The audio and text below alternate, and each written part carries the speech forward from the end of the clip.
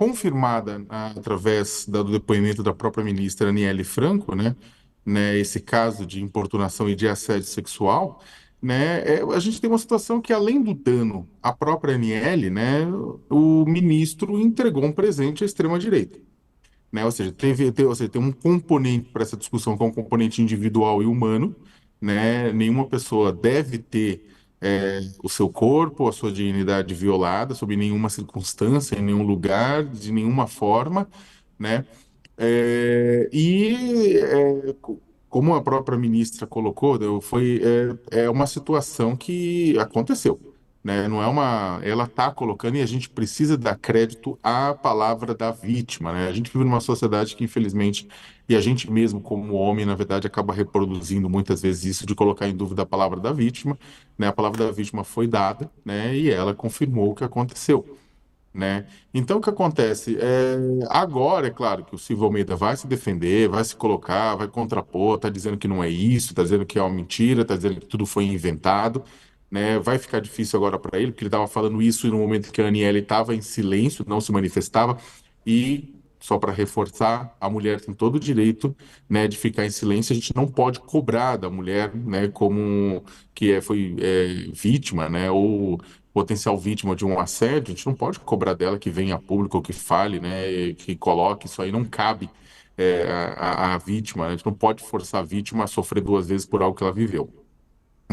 Agora, o governo vai apurar, vai decidir, provavelmente, como a gente está conversando aqui, o Silvio deve cair, deve sair do mandato, Por quê? Mas o estrago foi feito. E aí eu vou colocar dois pontos, Primeiro, o estrago foi feito por quê? Porque alguém da pasta de direitos humanos, alguém que se notabilizou por cobrar publicamente dos outros esse posicionamento ligado aos direitos humanos, e ele ocupa um cargo público, Não é uma pessoa que ocupa um cargo público, foi notabilizado nesse sentido e acaba, na verdade, agora entrando, colocando o próprio governo numa sinuca de bico. A gente tem uma situação complicadíssima nisso tudo, Diego, que é o seguinte: é uma pessoa que, como você colocou, começa o seu mandato com um discurso inaugural. A gente até comentou lá atrás que o discurso do ministro Silvio Almeida, ao assumir o cargo, somado à subida da rampa do Lula, marcava finalmente o fim do governo Jair Bolsonaro. Então, o que acontece? Que ele se coloca e coloca nessa olha, lembrando os excluídos aqui, os que se sujeitam a violências e opressões, estamos juntos no governo. E aí agora ele é, em si, envolvido como um ator de causa de sofrimento e de opressão. Então, a extrema-direita já está usando isso à torta e direito nas redes sociais, já está batendo muito. O próprio Bolsonaro está chamando o Silvio Almeida de taradão da esplanada, sabe? Tá batendo nisso, tá usando. Os aliados dele estão usando para mostrar, olha a hipocrisia, olha tudo isso. Não que o bolsonarismo concorde com os direitos humanos, não que o bolsonarismo ele quer os direitos humanos, mas só para eles, Eles não querem direitos humanos para todos, A universalização dos direitos humanos, da dignidade humana. Mas ele está batendo nisso, falando, olha a hipocrisia, olha a pessoa que cobrava da gente, olha o que ela faz, na verdade. E isso, na verdade, é muito ruim. Por que que é um presente à extrema-direita? Porque, claro, eles vão usar isso como um chanfre para bater no governo Lula, mas principalmente, independentemente do governo Lula, para bater na efetivação dos direitos humanos, para falar, olha, esta é uma pessoa que defende os direitos humanos. Olha quem é o defensor dos direitos humanos. E aí vai entregar e mostrar o Silvio Almeida. Então, num país em que é difícil pra cacete para você efetivar direitos humanos, exatamente porque as pessoas confundem direitos humanos com apenas uma parcela, que é os direitos humanos dos encarcerados, esquece que direitos humanos é direito a abrir um negócio, a ter uma casa, ter propriedade, a não ser agredido fisicamente, a poder amar quem você quiser amar e ser amado, a poder votar e ser eleito, não passar fome, a não ser escravizado, a não trabalhar quando criança, é ter dignidade, é poder estudar independente de qualquer coisa, é não, tipo, sofrer nenhum preconceito por conta da identidade que você é. Tudo isso é direito humano.